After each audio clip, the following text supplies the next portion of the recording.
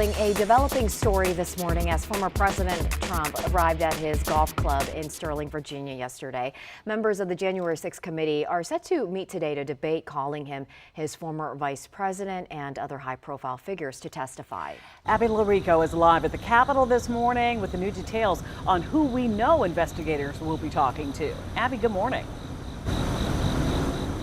Hey ladies, good morning. In a major escalation in the investigation into efforts to overturn the 2020 election and the January 6th attack on the Capitol, we now know that more than 40 of Donald Trump's associates have been served with federal subpoenas. That means a large number of the former president's associates will have to answer questions from and share their communications with federal investigators. We've also learned that these subpoenas probe into several areas of the investigation: the efforts to submit fake electors to Congress ahead of January 6th, the money that went into efforts to overturn the 2020 election, and the Stop the Steal rally on January 6th. CBS News reports people who worked with the Trump campaign and the Republican National Committee were among those served with subpoenas.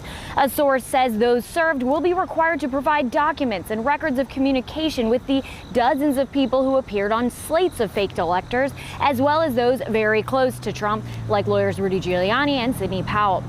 For many with eyes on this investigation, a big question here is, will we see former Vice President Mike Pence compelled to talk to investigators? It's expected to be discussed on the Hill today. Pence was asked about it during a campaign stop Monday.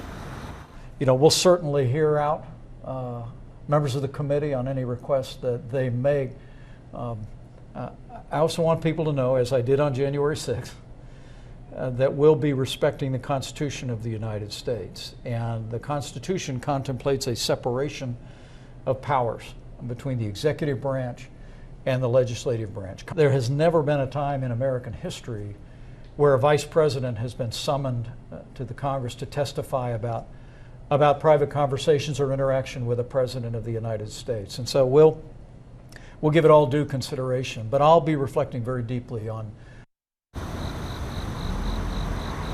And this investigation is separate from the one involving the seizure of classified documents at the former president's Florida resort. The ongoing back and forth over the terms of a special master, what documents they will be able to review, and what the Department of Justice will continue to have access to, extending that legal battle. Reporting live from the Capitol this morning, Abby Larico, WUSA 9.